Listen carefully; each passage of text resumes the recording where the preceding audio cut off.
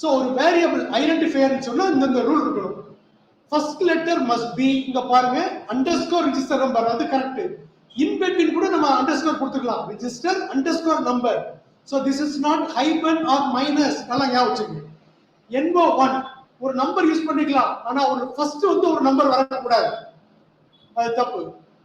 இங்க a equal to 10 problem இல்ல, continue equal to 20 ஆனா எரர் காட்டுது. ஏன் யாரா ரெஸ்பாண்ட் பண்ணலாமா? அந்த 4 ரூலையும் நீங்க ரீட் பண்ணி பாருங்க, பார்த்துட்டு ரெஸ்பாண்ட் பண்ணுங்க. இந்த ரூல் படி கண்டினியூ வருது, ஏன் கண்டினியூ அக்செப்ட் பண்ண மாட்டேங்குது? அதுக்கு எரர் காட்டுது. நம்ம என்ன ரூல் சொல்லிருக்கோமோ அந்த ரூலை ஃபாலோ பண்ணிருக்கிறோம், பட் எரர் காட்டுது.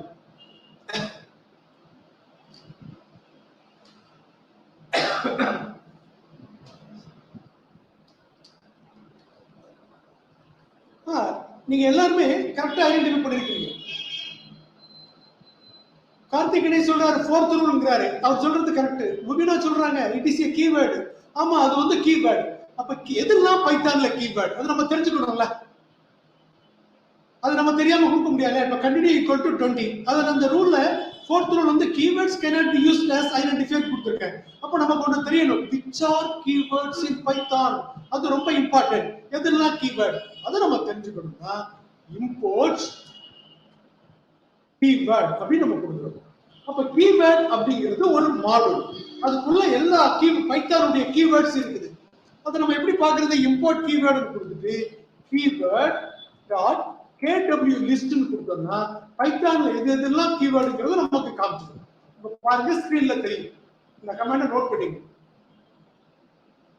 சோ கீவேர்டுங்கிறது ஒரு மாடல், அதுக்குள்ள பைத்தானுடைய கீவேர்ட் லிஸ்ட் கூட இருக்குது. keyword டாட் kw list எல்லாம் காட்டுது. இதுல பாருங்க கண்டினியூ இருக்குதான்னு பாருங்க, இந்த இருக்குது கண்டினியூ. இதெல்லாம் ஒரு வேரியபிளா நம்ம யூஸ் பண்ண கூடாது. false, none, true,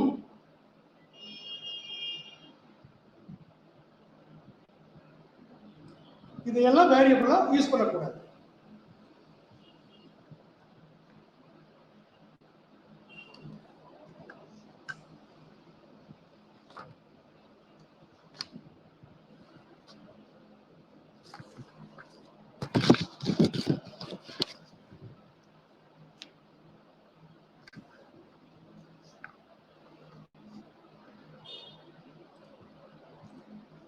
ஓகே, இப்போ நீங்க இதுல எல்லாரும் நீங்க தரவா இருக்கீங்கன்னு நினைக்கிறேன். நாம வந்து ஒரு லாஸ்ட் பார்ட்டுக்கு நம்ம வர்றோம். லாஸ்ட் பார்ட் என்ன அப்படின்னு சொன்னா எஸ்கேப் சீக்வென்ஸ் அப்படி நம்ம சொல்றோம்.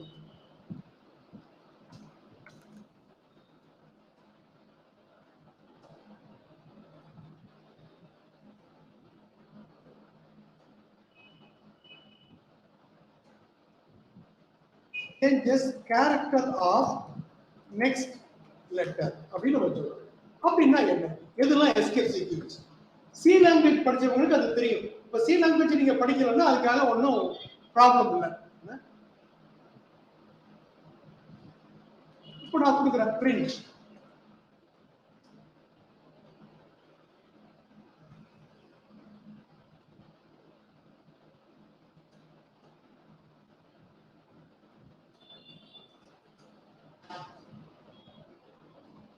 நான் ஒரு கொஸ்டின் கூட கேட்கிறேன், பிரிண்ட் இசானி கமா சக்தின்னு கொடுத்துக்கிறேன். இதுக்கு என்ன ஆன்சர் வரும்னு யாராவது ரெஸ்பாண்ட் பண்ணலாமா? பிரிண்ட் இசானி கமா சக்தின்னு கொடுத்துருக்கேன். என்ன, what would be the output of this statement? Print இசானி சக்தி. ஆமா, கரெக்ட் தான். இதுல என்னுடைய கொஸ்டின் என்ன, நான் என்ன கூட எதிர்பார்க்கிறேன்னா இசானி சக்தியும் சேம் லைன்ல வருமா, டிஃபரெண்ட் லைன்ல வருமா?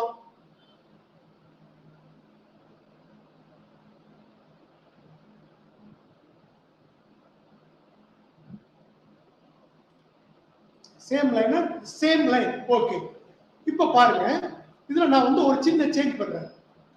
நீங்க சொன்ன மாதிரி கரெக்டா சேம் லைன்ல வந்துருச்சு.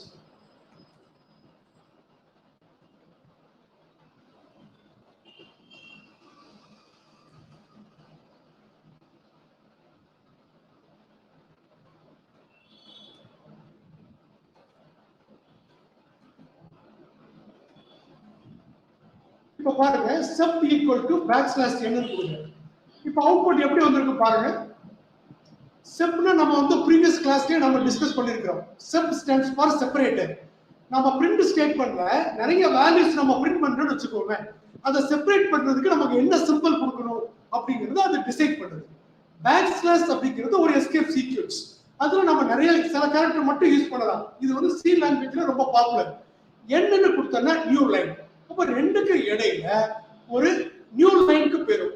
இசானி ஒரு லைன்லயும் சக்தி இன்னொரு லைனுக்கும் போயிடும். இதுல நான் இன்னொரு டிஃபரன்ஸ் பாருங்க. நான் வந்து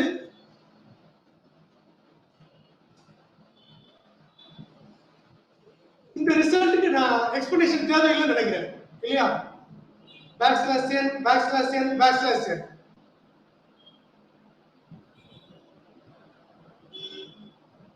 ஓகே, இது நான் பேக்ஸ்லாஷ் t ன்னு கொடுத்தா என்ன பண்ணுதுன்னு பார்க்கலாமா?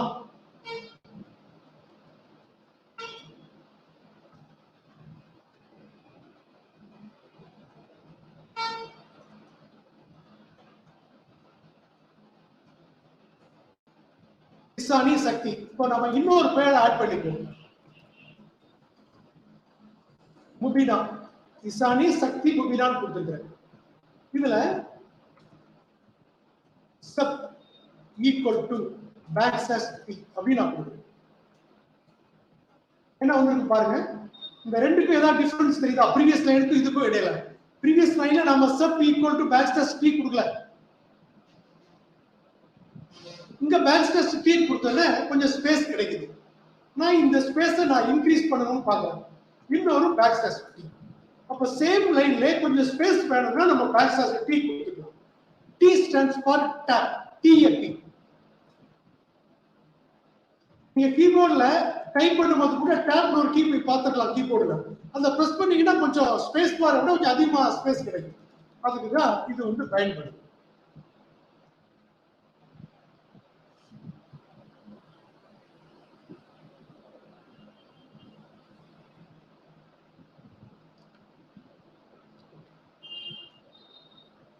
இப்போ நமக்கு வந்து ஒரு இந்த மாதிரி ஒரு அவுட்புட் வேணும். இங்கிலீஷ்ல நாம எழுதுவோம்.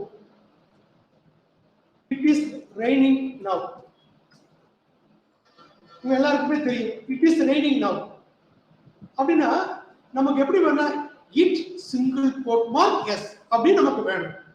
அதை நம்ம எப்படிலாம் கொடுக்கலாம் அப்படிங்கறத இப்போ நம்ம பார்க்க போறோம். இந்த லைனை பார்த்துங்க. நமக்கு இந்த அவுட்புட் வேணும். It is raining now. நான் இப்ப கொடுக்குற print single quote mark it is raining now அப்படின்னு நான் கொடுக்குறேன். இந்த சிங்கிள் கோட் மார்க் உள்ள கொடுக்கணும்ல, அதனால நான் கோட் மார்க் உள்ள கொடுக்குறேன். இதுக்கு என்ன அவுட்புட் வரும்னு யாராவது ரெஸ்பாண்ட் பண்ணலாமா? எனக்கு எய்ம் என்ன? நான் ப்ரீவியஸ் ஸ்லைட்ல கொடுத்த மாதிரி it is raining now ஐயோட நான் கேப்டலா மாத்திக்கிறேன். hit single quote mark s அப்படின்னு நமக்கு வேணும். என்ன ரிசல்ட் வரும்? யாராவது ரெஸ்பாண்ட் பண்ணலாமா?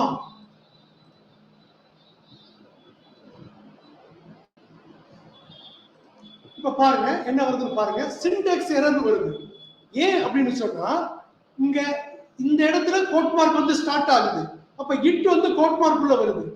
அதுக்கப்புறம் இருக்கக்கூடிய எஸ் வந்து அனானிமஸா இருக்கு. அதனால எரர் காட்டுது. அப்ப இந்த ப்ராப்ளத்தை நம்ம எப்படி அவாய்ட் பண்ணலாம்? இப்ப இதுல பாக்குறோம். இந்த கோட் மார்க் உள்ள இந்த கோட் மார்க்குக்கு முன்னாடி ஒரு பேக்ஸ்லாஷ் கொடுக்கிறோம். அப்ப இந்த பேக்ஸ்லாஷ் கொடுத்தோம்னா இதுக்கு நெக்ஸ்ட் வரக்கூடிய சிங்கிள் கோட் மார்க் வந்து ஒரு ஸ்பெஷல் கேரக்டரா எடுத்துக்கும். அதை அப்படியே டிஸ்ப்ளே பண்ணிடும். அதுக்காக நம்ம கொடுத்துக்கலாம். இப்ப பாருங்க, நாம எதிர்பார்த்த ரிசல்ட் கிடைச்சிருச்சா? பேக்ஸ்லாஷ் இங்க வரல. பேக்ஸ்லாஷ் இங்க வரல.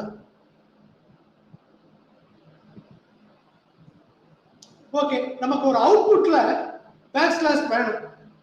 பேக்ஸ்லாஷ் வந்து நமக்கு பிரிண்ட் பண்ணணும். என்ன செய்யலாம் பாருங்க. நான் இப்ப வந்து பிரிண்ட் கொடுக்கிறேன். கோட் மார்க் உள்ள நான் பேக்ஸ்லாஷ் கொடுக்கிறேன். என்ன வருது பாருங்க, எரர் அப்படின்னு காட்டுது. ஆனா நமக்கு வந்து கோட் மார்க் வந்து நமக்கு ஸ்கிரீன்ல பிரிண்ட் பண்ணணும். அப்ப நமக்கு கோட் மார்க்க பிரிண்ட் பண்ணணும்னா, பேக்ஸ்லாஷ் பிரிண்ட் பண்ணணும்னா அதை நம்ம என்ன பண்ணலாம்? இன்னொரு பேக்ஸ்லாஷ் கொடுத்தோம்னா அதை வந்து ஒரு ஸ்பெஷல் கேரக்டர் எடுக்கும். ஒரே ஒரு பேக்ஸ்லாஷ் வந்து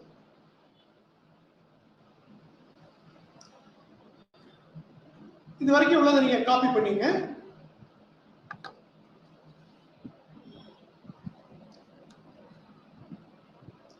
இது வரைக்கும் பார்த்ததுல ஏதாவது இதை காப்பி பண்ணீங்க முதல்ல